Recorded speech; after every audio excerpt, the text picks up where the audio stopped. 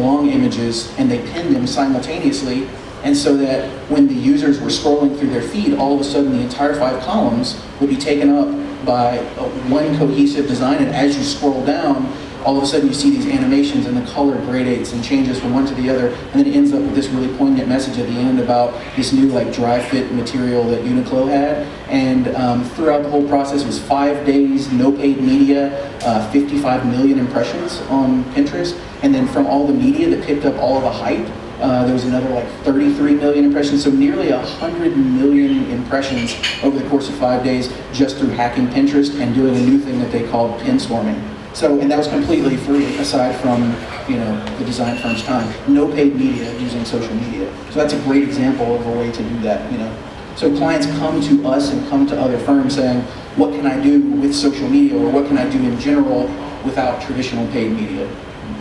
Very cool. So Patrick, got a question for you. As a founder and chief creative of Brightbox, tell me, bring us through sort of your day when you're bringing on a new client. Do you follow a well-defined structure each time, or do you have to basically adapt to the client's needs when you're onboarding them? Yeah, that's a good question. So over the years, I've developed a really kind of solid process for how this is done.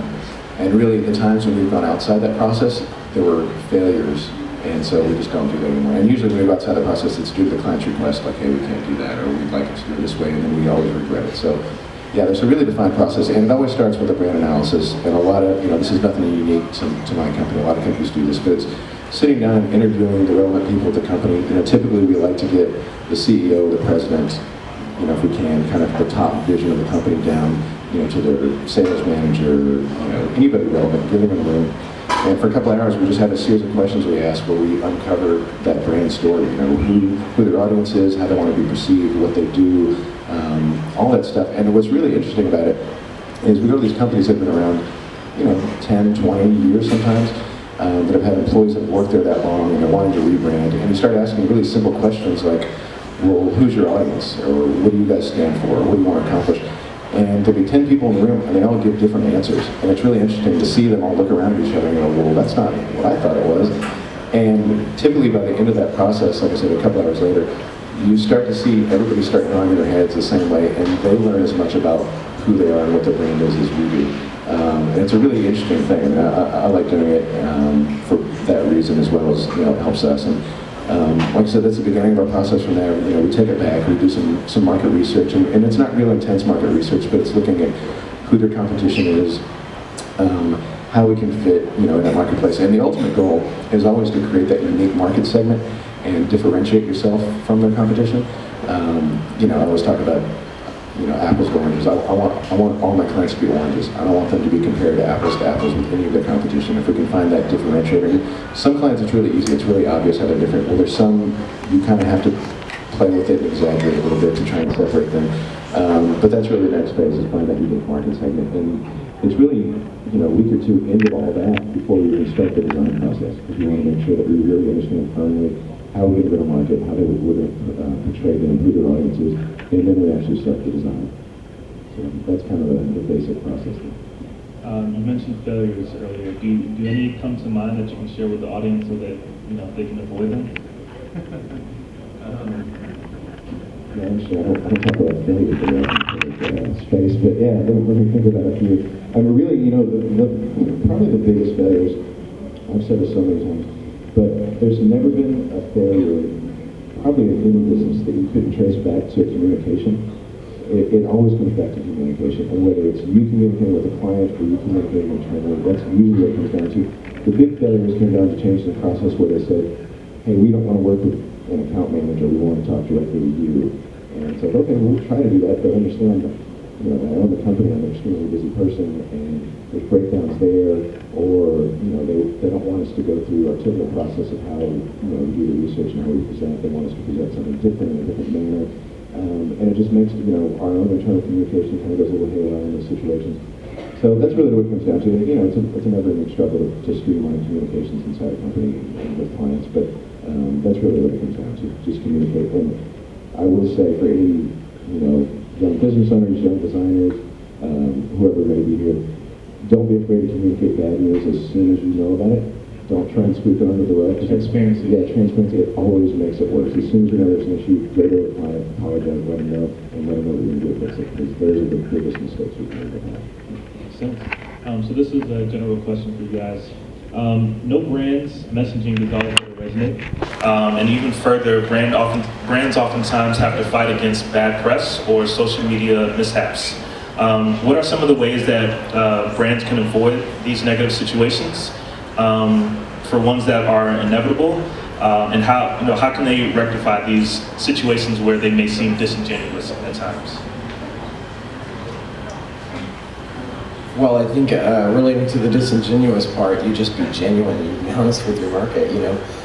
Everybody screws up, and I think everybody's aware of that. So company makes a mistake, company rectifies the mistake. Company gets publicists to talk about what the fix is. You know, as far as like social media faux pas, these are all opportunities, really.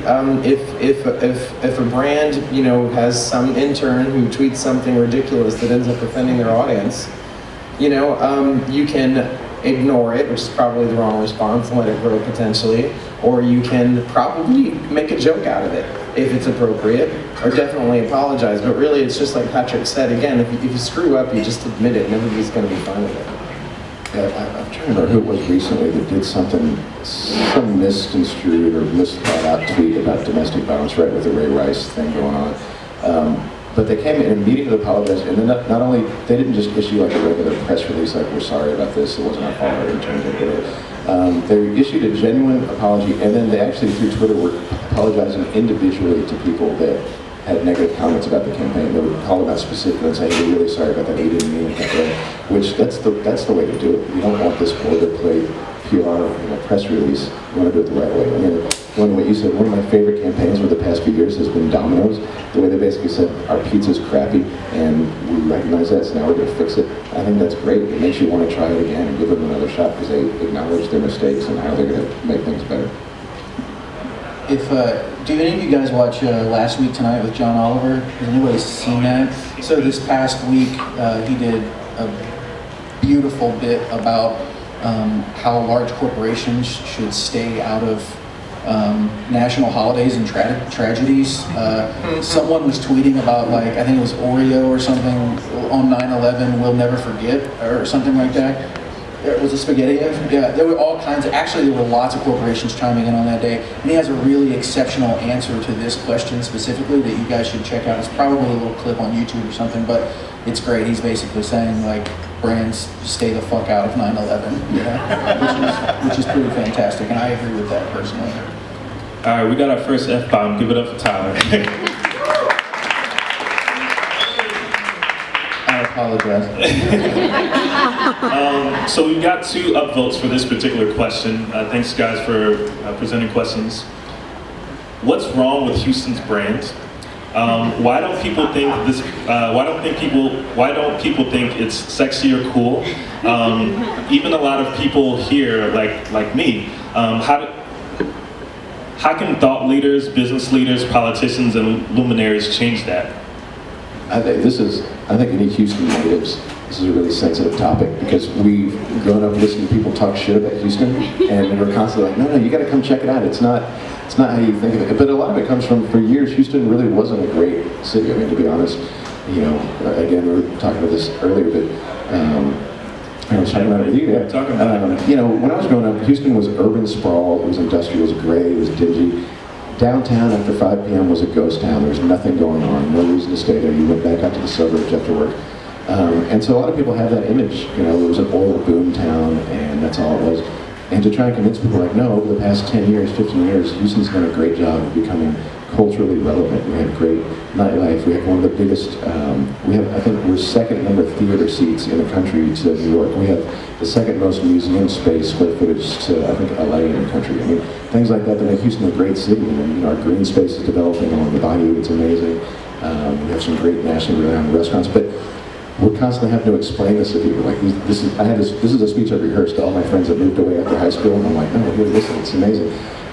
So there's definitely an issue with Houston's brand. I think we've made a couple of, like, best places to live lists over the past few years, especially during the recession when our economy stayed strong and the price of living was low. But in terms of how we're going to change that nationally, it's funny, I've actually met with some people in the city about this exact thing, how to get the tourism better here. And it really takes branding it and actually putting it out there, marketing it. Don't just sit here and say, no, we're going to make the city better and everyone will discover it. But go out there and start telling people, spend some money on advertising. Create a social media campaign that pushes all the cool stuff. Every time there's a new restaurant that makes a national list, let's get out there and tell people about it. And I think also, from the branding point, if I was developing the marketing campaign, it'd really be based around an advocacy campaign, where you're not only telling people, but you're trying to get the local Houstonians to tell people about it too. Like create a hashtag. Get their buy-in. Yeah, hashtag Houston's great, and get people to keep retweeting these things and talking about this, and get that word out there. I think people that live here understand how great the city is, and would get behind a campaign like that. Yeah, okay, so I'm actually probably going to have a really unpopular response. Go for it. But I believe it's productive. So if you've got a product that freaking sucks, and you get a reputation for having a product that freaking sucks, it does not matter how much you promote whatever things you think might be positive about it. If you've got a great product, you go out in the world and you tell people about it, they come up around, they're gonna buy it, and they're gonna keep buying it, they're gonna talk about how great it is. But if you've got a product, if you've got a city that was like Patrick was saying, was gray and boring and had nothing culturally significant, and this is measurable, it's not an opinion, they come here, it sucks, they're gonna go talk about how it sucks. So, and I think that this actually is relevant to products too, it's relevant to companies. So, what